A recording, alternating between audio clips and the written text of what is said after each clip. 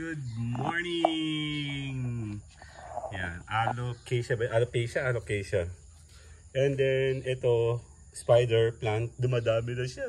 Tatlo yan. And then, puro ganito.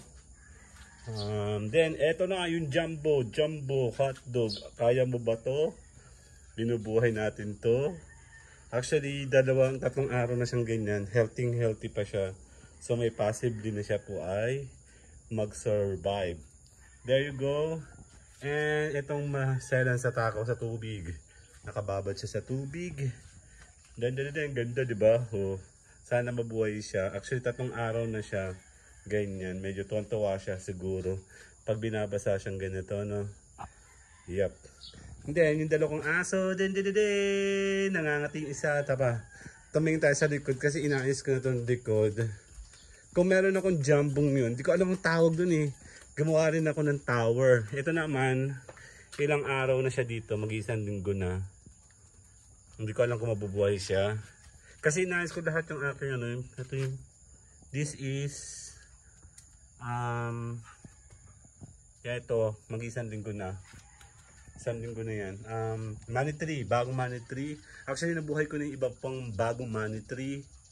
Ito medyo crowded sila eh. Aayusin ko to. Ito yung naparami namin. Bigay ito ni Ate Belen. And then, medyo marami na akong dinagdag. Nakaano na sila. These are the new. Thank you. This is new. And then, Santa na ba yan? And then, mga iba kong mga ek boleche. And then, itong mga flowers na mabilis mabuhay yan. Itong apat kong pangalan to. Bongabilia. And then, yun, yung isa pang stick. You know, buhay na sila. Itong grass ko pinararami ko. And the rest. Hindi ko alam kung mabubuhay sila. Mga snake plants sila. Kailangan sila mabuhay. Actually, wala pa akong success story sa snake plants. Hindi ko alam kung paano siya buhayin. Matagal daw yan. Once a week.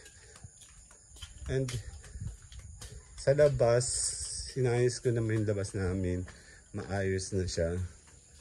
Ito kasi hinayos ko tong apat na to. Malalaking nilinis ko yung kanyang mga roots. And then, yun na. Sisimula na silang mag-reborn. Okay, check natin sa labas. The orchids. May buhay na mga orchids actually. Ayan o. Puro sila bulaklak. And may mga bulaklak na bago. And pinararamin ko to. Pababa kasi yan. And then yung mga bagong add-ons. Salamat sina kinananay, kina Ate Lisa, kinananay. Dami kong hinihingi na. Ito pinaka the best tiger. So alamin natin siya kung hanggang kailan siya mag-start mabuhay. Ito yung mga flowers sa baba. Ayan sila oh. So may mga nakatusok na sa baba. Pinararami natin yan. This is rubber plants. Pag lumaki mas maganda siya. Ito yung isa sa mga gusto ko. Ewan ko lang kung mabubuhay siya. Pinararami ko siya. Ito yung pinararami ko mga ganito. And then, ito buhay na to mga to. Tagal na sila kasi dyan.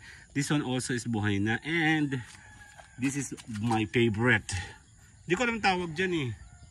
Yan o, pinaparami ko siya. Humingi ula ko kay nanay kahapon.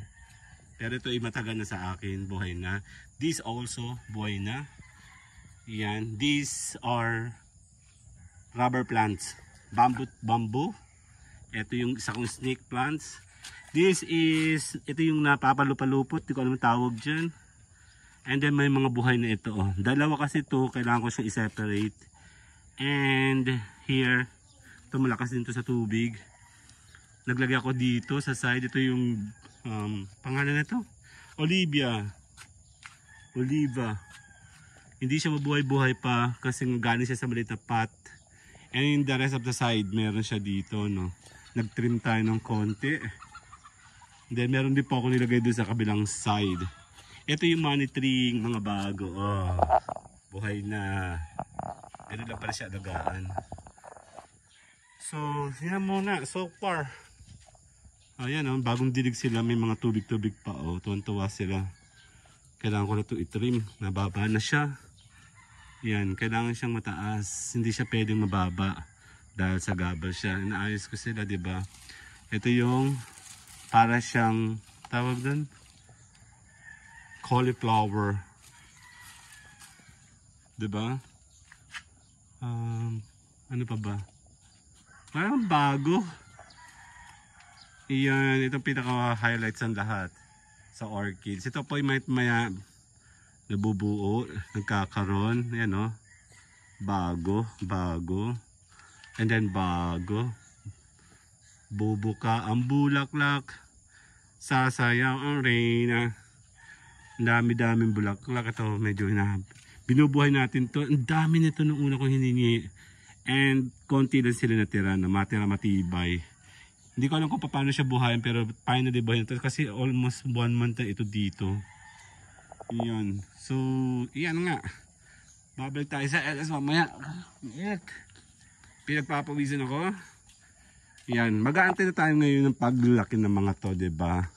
So, nasa pa rin ako namin nandyan pa ba? Andyan pa, ayan o. Yung ahas, nilalanggam siya ngayon. Ito sila, oh my god, ayan o.